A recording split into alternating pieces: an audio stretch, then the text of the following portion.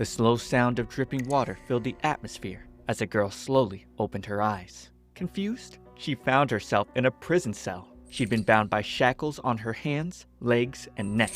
Then, it slowly started to click in her head. She'd been taken prisoner after being defeated by mere barbarians. In the year 1342, in the barbarian territory of the east of the continent, a great battle was taking place between the barbarians and knights of the Ildoran kingdom. However, the barbarian resistance was far too fierce. A knight reported to the captain, letting her know the volunteer troops had been wiped out, and the front of the knight's left wing had collapsed. The fierce knight captain, Serafina de Lavalante, called the soldiers to order. Her plan was to deflect the savages' attacks and begin a fighting retreat. At that moment, a group of barbarians quickly surrounded her. Unfazed, Sarah used her mighty sword to defeat them in one hit. Their situation was dire. Any more losses would stifle their chances of returning home. Since this would mark the end of the 7-year-long 17th Eastern Expedition, she needed to ensure as many of her comrades returned home alive as possible. She'd never expect the thundering voice, Veyor, to drive her troops and appear right before her. Tired of facing mere foot soldiers, Veyor challenged Sarah to a one-on-one fight. In order to give her troops a chance to escape, she charged forward, accepting the duel, but unable to properly fight back. She'd have to defend against Veyor's heavy blows. Imbuing her sword with the blessing of the Princess Wistirasia, Sarah and Veyor would clash blades. In the end, her sword was broken and helmet shattered. Rather than kill her, Veyor would instead take her as his prize. There were so many good uses he could think of for her body. Fear gripped her as she stared at him, unable to do anything. And so, that was how Sarah came to be imprisoned.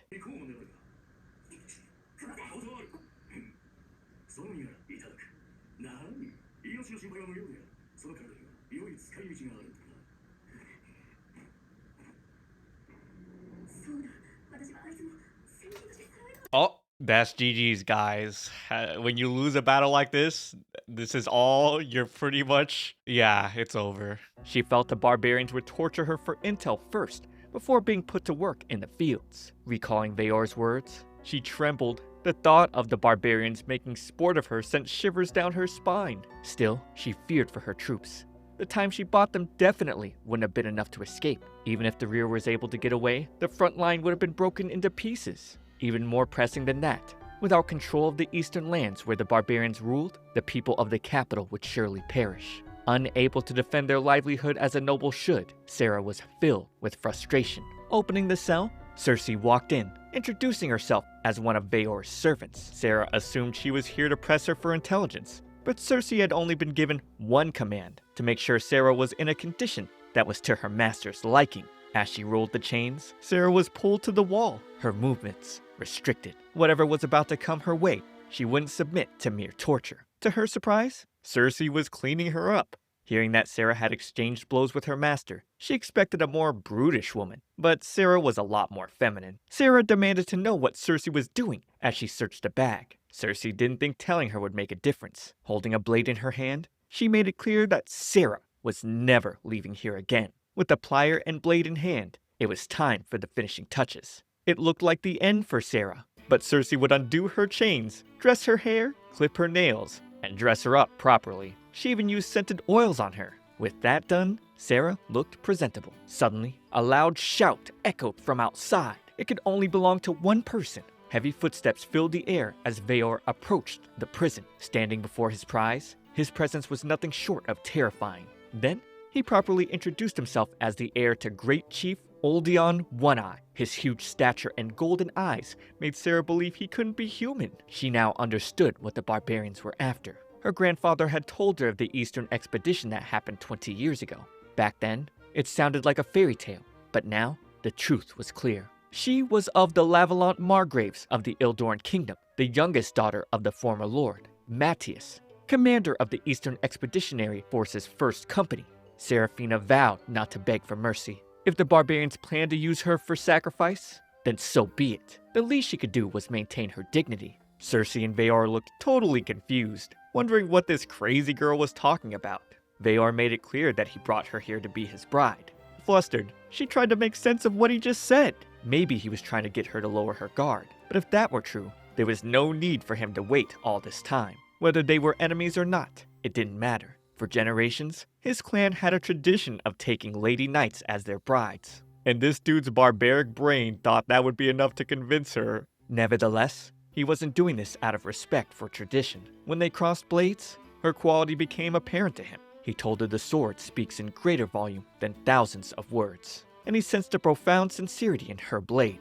It was enough that he fell for her at that moment. Hearing that, Sarah went bright red, her face all flush from embarrassment. Before leaving, he told her to relax, because she wouldn't be taken against her will. Sarah was still yet to realize she was being courted. 7 years ago, in the Ildoran Kingdom, her brother, Sirius de Lavallant, let her know the king had ordered the commencement of the 17th Eastern Expedition. On her brother's request, she agreed to earn glory befitting of the Lavallant name. Then, he gave her an invitation letter to a banquet from Countess Ildal. Since it was addressed to her as a princess, she'd agreed to attend. Arriving at the banquet, the nobles were quite shocked to see Sarah. While they talked about the poor taste of food and how the war benefited them, she stood by the side. They made fun of her, all because she was a commander of knights. If they were so capable, they'd be on the battlefield themselves. Regardless, she was among the strongest of the order, and it was only natural for a Lavallant to command an army. But they saw no point in a woman being strong. Fed up with their chatter, Sarah went outside to get some fresh air. She just wanted to go home. Some ladies would then approach and invite her to join them. They ended up talking about her expeditions to the east, and how the eastern lands were too dangerous of a place for a lady to set foot upon. Furious, Sarah slammed the table. Conquering the east had been a goal of Ildoran Kingdom since its founding. As a member of nobility, she felt honored to be sent there for the sake of the people and peace. Still, the ladies insisted that men were to handle these kinds of things. They didn't see what possible good could come from fighting as a woman. Even Princess Wisteresia, whom Sarah looked up to, ended up going missing on the battlefield. They believed a woman's greatest happiness was to get married and manage a household. After hearing that, Sarah simply left. On the carriage ride back, she thought the ladies had it easy. Meanwhile, the people only grew hungrier as their crops continued to fail. Then, she heard someone crying for help. Without delay, she showed up at the scene, defending the man who was about to be cut down. Thanks to her sword, the attackers realized she was a noble.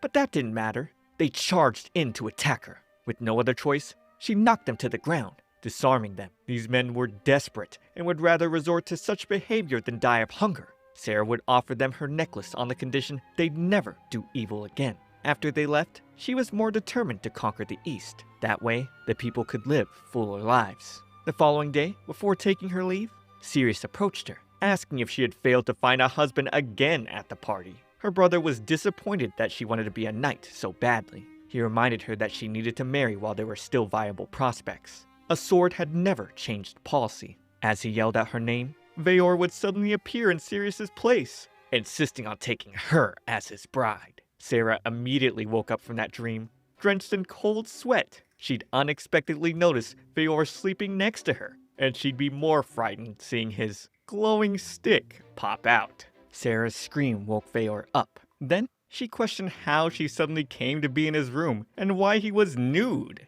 He was glad to see she was full of energy, especially after last night.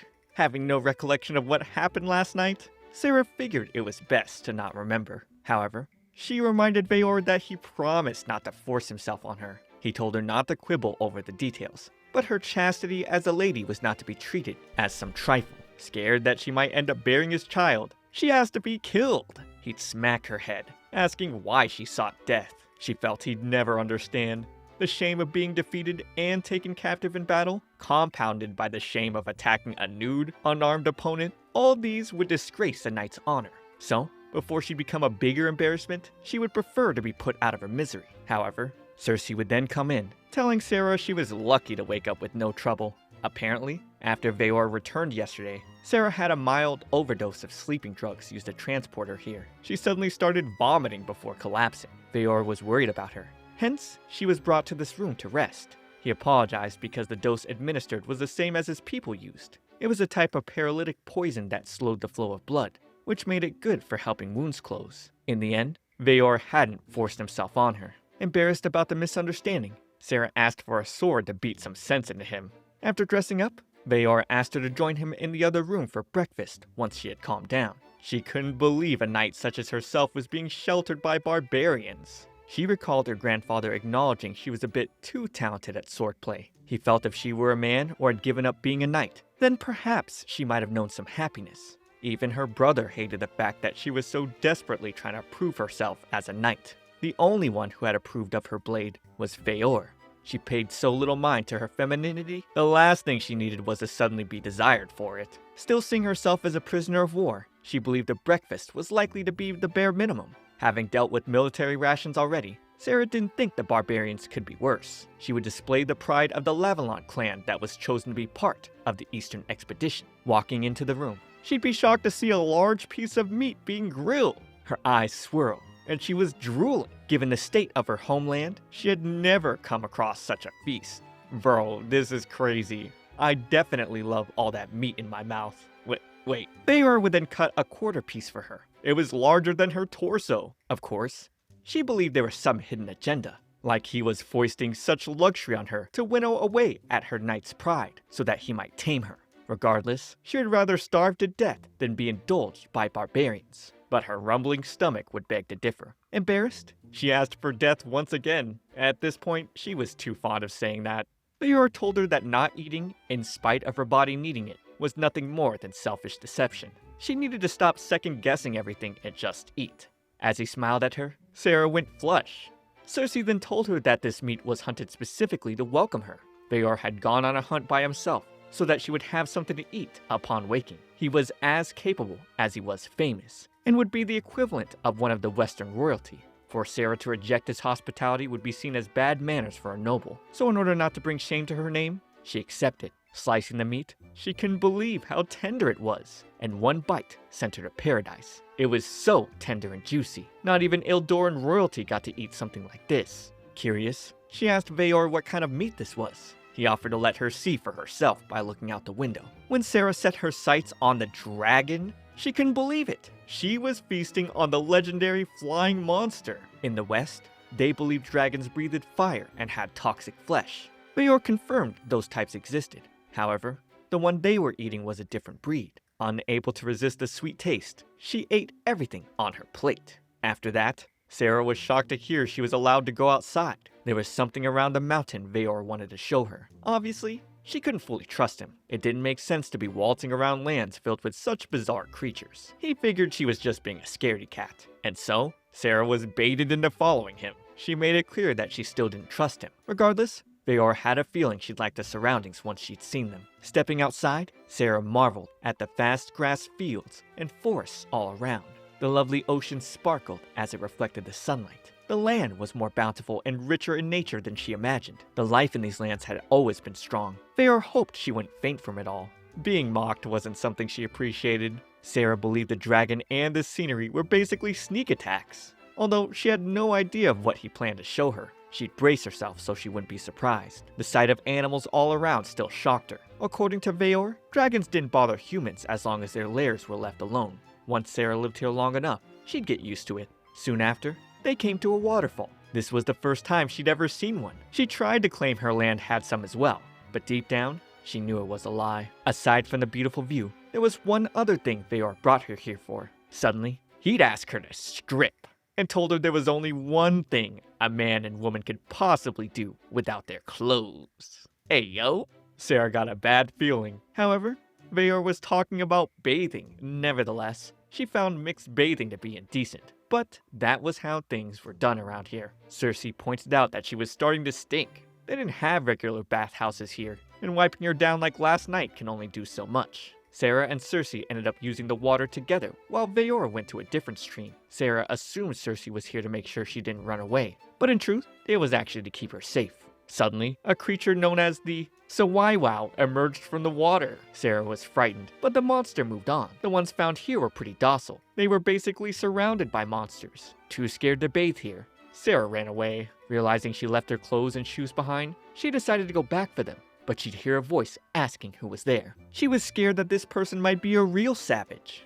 That's when a young, handsome barbarian warrior approached her. His beauty left her stunned. From her state, he could tell some beasts appeared while she was bathing. He had heard similar stories from his mother, who was a warrior from the West. When he was young, his mother would tell him about how there was less nature and fewer animals where she came from. Considering his age, Sarah reasoned his mother had to be in the 16th expedition and was a lady knight from 20 years ago. As she sneezed, the young man covered her with his coat, and he offered to follow her back to where her clothes were. In her eyes, Sarah saw a dashing gentleman. She wondered what a man who could be a Western knight was doing amongst these barbarians. As she started shivering, he got up close to check if she had a fever. His face was so close, it made hers turn red. She didn't have enough experience with men to know what to do. Seeing that she really had a fever, the man carried her in his arms.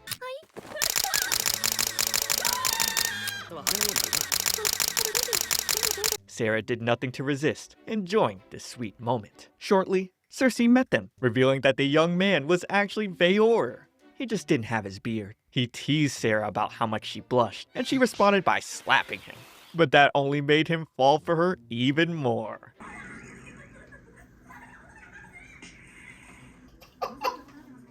I knew I liked you for a reason. Oh man. Sarah blamed him for taking her into a den of monsters in the first place. But she didn't have to worry about that, because Veor usually patrolled the area where dangerous creatures might appear. He intended to protect her at first. Compared to the dragon they had for breakfast, the inhabitants of the river were all peaceful. A dragon that size would be a danger to most people, but he called them cowardly. Either way, he got to see another side of the woman he loved. He felt it was a small price to pay. Sarah would forgive him this time, thanks to the beautiful scenery, but she swore it wouldn't happen again. Despite all that happened, she admitted Veor was easier on the eyes without his beard. But days later, his beard grew back. And by the look on her face, Sarah hated the fact you haven't liked the video and subscribed to the channel yet. Oh, you have? Well then your dream husbando or waifu will find you. Cause here on my Shoujo Weekly, watching my videos will grant all your wishes in romance in the shoujo genre. Just make sure to watch my completed series playlist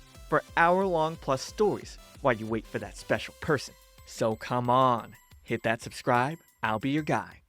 In the midst of multiple barbarian warriors, Seraphina prayed to her parents in heaven. Seeing how eager they were to fight her, she believed she might die today. Even worse, she had no idea who these crazy guys were. Earlier on, Veor told her about the preparations for a meeting. He gathered the elders of various tribes so he could introduce her to them. As for the venue, it would be the original home of their people, the great village overseen by the great chief, known as Lakeside Village. It was the largest settlement in these parts. Sarah questioned why he was giving her such crucial information. She saw it as a vital military secret. However, he didn't get what she was so worried about. So she explained that if she were to escape and be rescued by her forces, knowing his settlements and territory could potentially lead to its destruction. Veor just laughed at her. It wasn't that he underestimated her. He'd remind her of how she was enchanted by his shaven face. She grew flustered, recalling how handsome he looked.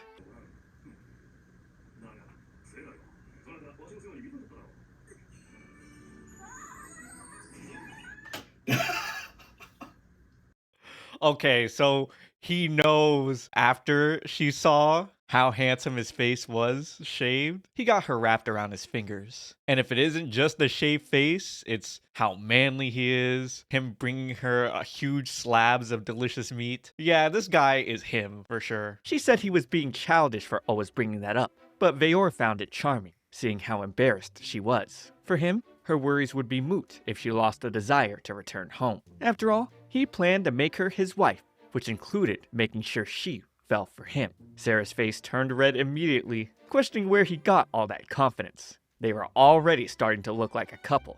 Meeting with the elders of the other tribes, she realized they were all out for revenge for their fellow barbarians she had slain. Veor calmed her, letting her know she didn't need to be so tense. He already planned to explain things to the elders. He inhaled deeply, and as he spoke, his voice echoed through the entire forest. He thanked the elders for coming, explaining that Sarah was here to break bread with him. While he understood their feelings, he still urged them to stay their blades. Just like that, all their bloodlust was gone. Sarah couldn't believe it. The elders had not only come here to welcome her, but they were also waiting for a chance to spar with her. Vera was surprised that she thought they were here for revenge. He'd ask if any of them held a vendetta against the Crystal Helmet. However, they'd make it known in unison that they bore no ill will. As the two made their way in the middle, Veor signaled Sarah to follow him. In her thoughts though, she believed they were just obeying the orders of the great chief's son. Regardless, she'd march ahead. As a knight commander of the Eastern Expedition, She couldn't lose her composure, regardless of the situation. One of the elders then stepped out of the line, praising her brilliant martial display the other day. The others also acknowledged her prowess. To be able to trade blows with Master Thundering Voice, she was one hell of a warrior. In their words, she was a damn fine woman. Some even wished to marry her, and others hoped she would bear some good, strong children. Dang, these barbarians are true proud warriors. Flustered, Sarah reminded them she was an enemy commander, but as Veyor had told her, the elders bore no grudge. In this village, they had an appreciation for those who were strong. In the lakeside village, the settlers went about their daily business, cutting meat, drying fish, and even hanging out laundry. Sarah marveled at all this, seeing a house that was boiling water. Veyor asked Cersei and Sarah to enjoy their hospitality. He had a few errands to run, and would have an initial discussion with the elders as well. He'd then call out the people of the home, letting them know he was the Thundering Voice. As a lady stepped out, he asked her to share her hot water with Sarah and Cersei, adding that Sarah was his wife-to-be. Not only would the lady admire Sarah's beauty, but she'd inspect her features as well, touching her all over. They had just met, and she was being way too familiar. Sarah was then dragged inside. Inside the house, Yufa apologized for doing too much. Sarah would forgive her, given her knight's virtue. Then, Yufa asked her son, Garter, to get herbs for the tea. Sarah found out it was pretty common to add medicinal herbs to tea around these parts. Garter and Enna would then go grab firewood to make more tea. They seemed quite sure-footed for their age. Sarah was then surprised to find out that the two women weren't related. Even more shocking was the taste of the tea when she had a sip. Despite its distinct aroma, it was refreshing in a way that more than justified it. Almost as if the medicinal herbs were soaking throughout her entire body. Cersei told her that the herbs were high quality and came from the spirits of the sacred tree.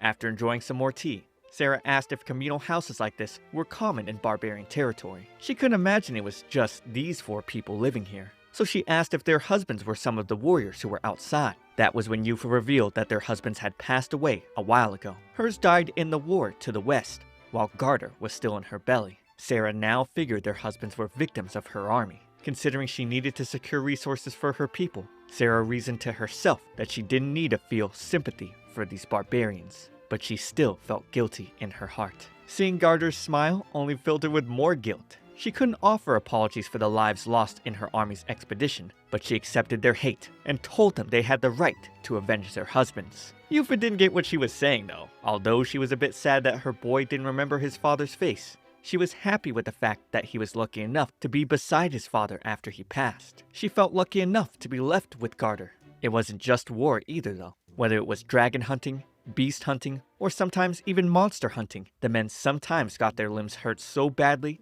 they couldn't fight anymore. They'd also age or weaken until they got eaten. One way or another, they were going to end up dying in a fight. This is such a light-hearted way to view their daily struggle. I really respect it. From what Sarah could see, the barbarians viewed life and death very much differently than they did in Ildoran. Just then, a man from a watchtower blew a whistle after seeing something. Cersei recognized it as a dragon whistle, which meant they were under attack. Suddenly, a dragon crashed into the house. It was a type known as a Sukebikeshi. When fire was made in the woods, it would usually go out, seeking the source of the smoke. However, Cersei found it strange because the Sukebikeshi around here usually didn't approach villages. They had learned how they'd be attacked if they did. Sarah quickly asked everyone to run, but Garter would start crying, attracting the attention of the monster. Cersei opted to take Sarah to get out of here, but she refused. She didn't like how the barbarians were too used to the death of others. It got on her nerves. Besides, as a knight commander, Sarah wouldn't flee in the face of a monster. Using the fire tongs, she smacked the beast to the ground. It got back up again, but Sarah wasn't fazed. This mockery of a bird was nothing compared to Veyor's sword. More than that, as a knight, she'd never retreat when there were people to protect behind her. So she fought valiantly against the beast and managed to take out one of its eyes. Using that chance, Cersei and the other women quickly ran to safety. The other warriors of the village caught another monster with ropes. As it was held down, Veyor took off its head with one sword strike. Apparently, 4 of these monsters had entered the village. So Veyor asked the men to prioritize the villagers' safety. They'd quickly take out the other 2, leaving just 1 left. That's when Cersei came running to Veyor, telling him about the Sukebikeshi that landed on the house. In a flash, he darted towards the location. Meanwhile, Sarah ran as the monster chased after her. She'd used the fire tongs to keep it at bay, but it wasn't enough.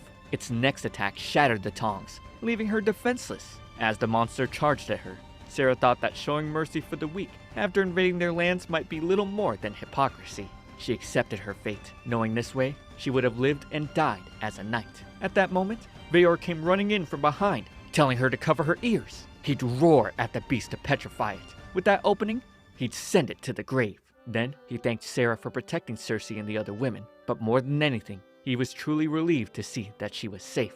Staring up at Veor, Sarah was speechless. Tears began rolling down her cheeks, and she didn't know why. She was also relieved to have been saved. Alright, an interesting start to the series. I do think their dynamic of Veor conquering his warrior woman to be something I've yet to see myself personally, so I'm very interested in how the story continues. Do you want me to keep covering this series? Let me know. Subscribe for more content, but for now, watch this next video. It's me, ComfyTea. I'll see you all in the next one.